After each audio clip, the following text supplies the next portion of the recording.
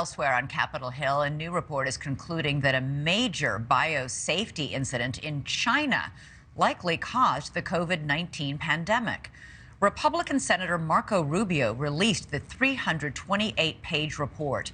It alleges that some type of accident occurred at a lab in Wuhan in the summer of 2019. That's around the same time that people in the city were exposed to COVID, according to the report. The senator says Chinese officials knew about the urgent situation and quickly acted to cover it up. NewsNation's Kelly Meyer has more on the details of this report. And Kelly, this has been a huge point of interest for a lot of people around the globe. Absolutely. And not to mention for the senator who is putting out this report, Florida Senator Marco Rubio, he's been working on this for nearly 2 years, and his team telling us today that they hope that this report paints a picture of the warning signs that they claim that China ignored as they pushed for these scientific breakthroughs.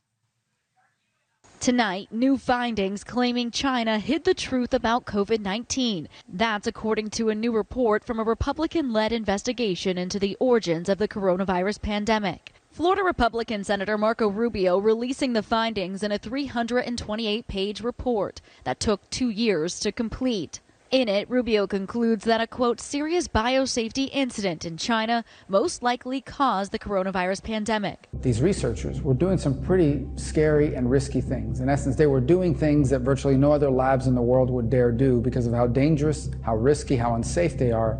But in China, they were doing it. China has consistently dismissed the lab leak theory, though the Rubio report details China launching an effort to strengthen biosafety measures at the Wuhan lab and facilities around the country in February 2020, just as the pandemic was starting to spread. The White House outspoken about the lack of transparency from Beijing. China's not been, I know they're very sensitive about when we suggest they haven't been that forthcoming. Today, the World Health Organization responding to Rubio's report, telling NewsNation that they will keep examining all available evidence and, quote, until we have more evidence, all hypotheses are still on the table.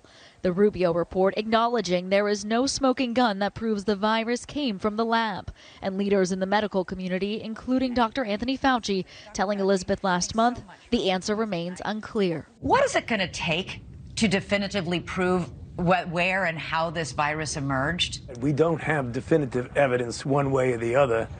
And given that, you must keep an open mind as to the possibility of either of that.